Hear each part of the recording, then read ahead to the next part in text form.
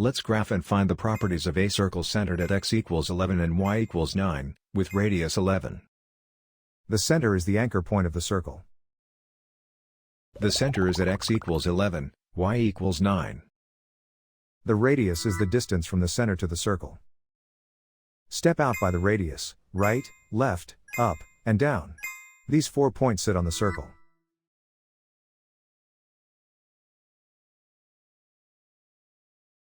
A circle equation uses center shifts on the left, radius squared on the right. Substitute the center values and the radius before simplifying the signs. Now simplify the center shifts. Subtracting a negative center coordinate becomes plus. The radius is 11, so 11 squared gives 121.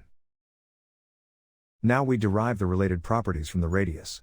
The diameter is 2 radii across, 2 times 11 equals 22. The circumference is 2 pi r, 2 times pi times 11 equals 22 pi. The area is pi r squared, pi times 11 squared equals 121 pi. So this circle is described by its center and radius.